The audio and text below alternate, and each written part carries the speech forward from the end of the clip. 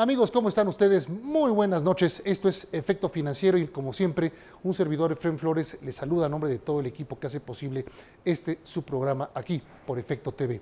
Tendremos para ustedes el día de hoy muy buenos temas. Antes de comentarlos, saludamos allá en el estudio a nuestra compañera Daniela. Dani, buenas noches. Claro que sí, Efraín. Muy buenas noches a ti y a todo el auditorio que nos acompaña en este domingo. Como siempre, ya tenemos la información más importante de la semana. Vamos contigo, Efraín. Gracias, Dani. Y bueno, vamos a tener como tema central el día de hoy con ustedes verdaderamente un temazo. Para quienes dudan acerca de cómo va creciendo México. Me encontré hace un par de días a unos empresarios que me decían, bueno, pues sí, pero siempre nos han dicho que México se debe de preparar para despegar y para ser un país que apunte hacia el desarrollo, pero siempre es lo mismo y no pasa mucho. De veras, la estructura de México es muy distinta a la que vivíamos en los 80s, en los 70s en nuestro país. Hoy por hoy todo indica que tenemos no solamente la infraestructura, sino la superestructura fundamental para ser un país altamente competitivo en términos globales.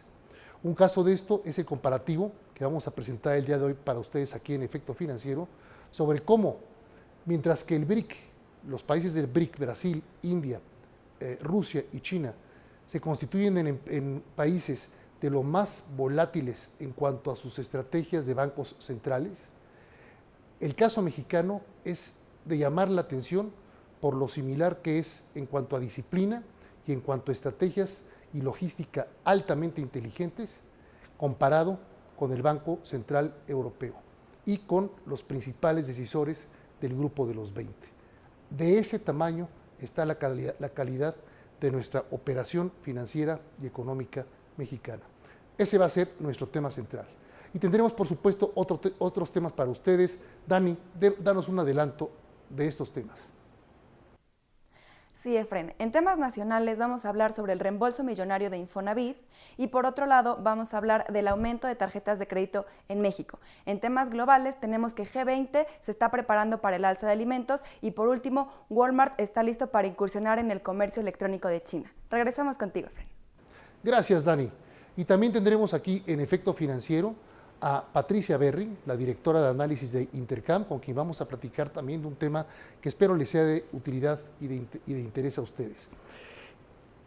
En las próximas semanas se va a decidir, tanto en el Banco Central Europeo como en la Reserva Federal de los Estados Unidos, cuáles políticas van a adoptar para poder impulsar y sacar adelante, en el caso europeo, a España e Italia, en el caso de Estados Unidos, para levantar a la economía estadounidense.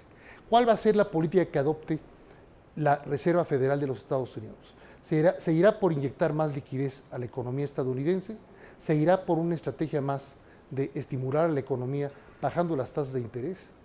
Hay que tomar en cuenta dos factores fundamentales: la importancia que tiene la generación de empleos dentro de la estrategia que adopte la Reserva Federal de los Estados Unidos, y el segundo punto, el momento político por el que atraviesa ese país, dadas las elecciones presidenciales estadounidenses. Este tema, junto con una entrevista, por supuesto, que tendremos aquí también con una invitada de la empresa Kraft, con quien platicaremos acerca nuevamente del valor del recurso humano en una empresa tan grande, tan productiva como es Grupo Kraft, y al mismo tiempo cómo estimularlo para que sea más productivo, más eficiente y mejor remunerado en términos integrales. Esto y más información para ustedes en Efecto Financiero.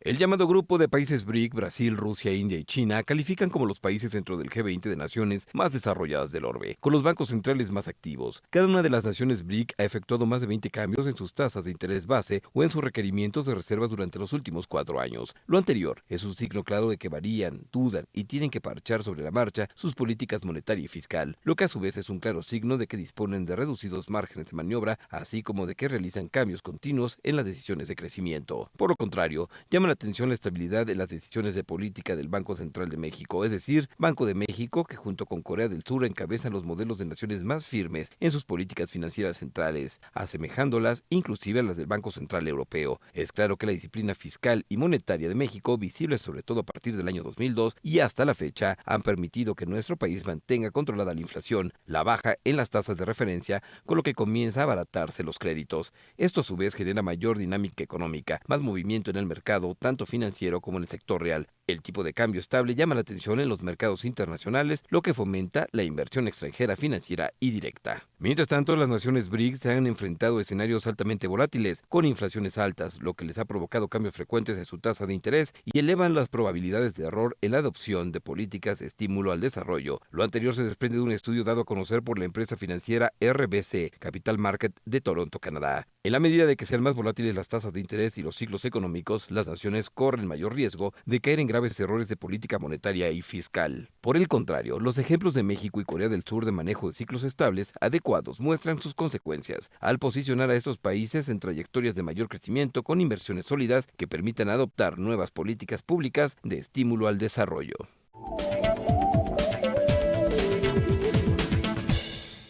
El gobierno federal, a través del Infonavit, devolverá de manera escalonada 20,000 millones de pesos a más de 1 millón de extrabajadores que corresponden a su ahorro de vivienda. Esto lo anunció el presidente Felipe Calderón Hinojosa.